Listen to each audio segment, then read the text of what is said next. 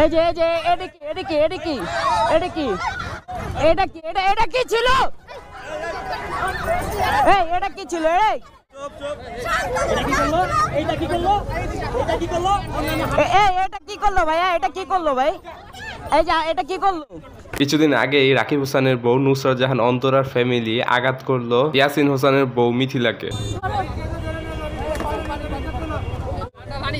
তোমার হেলমেটটা খোলো না। দাঁড়াও।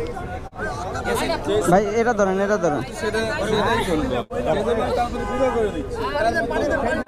মিথিলার উপরে এই আঘাত হওয়ার পর ইয়াসিন হোসেনও কিছু আইনত ব্যবস্থা নিয়েছে এবং রাকিব হোসেন এবং অন্তরার নামে মামলা করেছে। তারা সময় টিভি ইন্টারভিউ কি বলেছে তা একবার শুনে নিন। অবশ্যই যেখানে হচ্ছে যে আমাদের পুলিশ আমরা আনা হয়েছিল, তো ওইখানে অবশ্যই এটা একটা আইনিগত ব্যবস্থা নেওয়া হবে। কারণ হচ্ছে ওনারা একটু নেওয়া হবে নাকি নেওয়া হয়েছে? আপনারা কি মামলা করেছেন? নেওয়া হয়েছে, এখন হচ্ছে ওনারা তদন্ত করবে।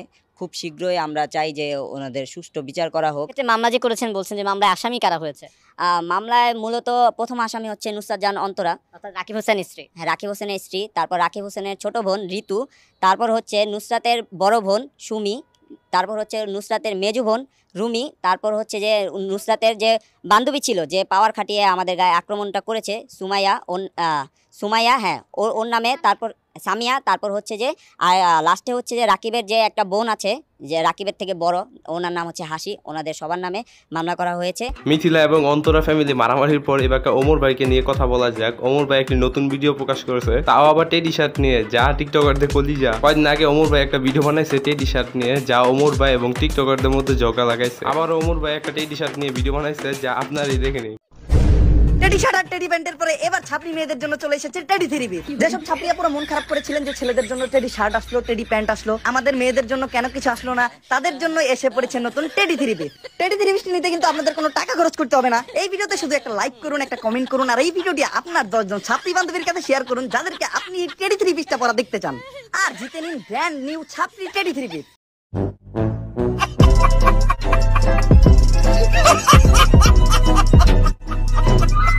গাইস, এদিক দিয়ে ওমর ভাই টেডি শার্ট ভিডিও বার করার পর তালহা ভাইও কম নাই, তালহা ভাই বার করছে আরেকটা ভিডিও, দেখে নিন। এই যে টেডি শার্ট যারা পরে এরা তো ছাপড়ি বলা হয় ভাই। আপনি ভাই টেডি শার্ট যারা পরে তাতে ছাপড়ি বলা হয় কেন? টেডি শার্ট এখন একটা ট্রেন্ড, বস্তির পোলাপান চেনার ট্রেন্ড, এটা আপনি জানেন না?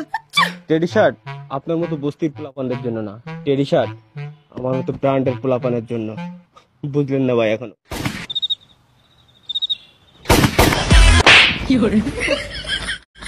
গাইস, তালহা ভাই এই ভিডিওটা আসলে অনেক জোস হয়েছে। আপনাদের কাছে কেমন লাগছে তা অবশ্যই কমেন্ট বক্সে জানাবেন। গাইস, টিকটকের এই হুজুরটা ভাইরাল হওয়ার জন্য আজারে হুজুরকে তো নকল করে, এখন কি ভিডিও বানায় তা একবার দেখে নিন। আমার গার্লফ্রেন্ডকে আমি কিছু ইসলামিক বই গিফট করেছিলাম, and after a few days সেগুলো স্টাডি করার পর সে আমার সাথে ব্রেকআপ করে দিয়েছে। সুবহানাল্লাহ পড়বেন না?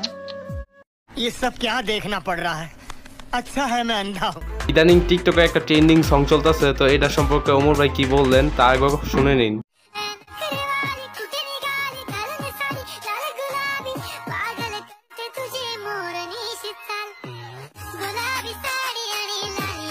গোলাপি একটা শাড়ি পইরালো, কি করতাছস তুই? এটা আমার একটু বুঝা দে, তুই এটা কি করতাছস?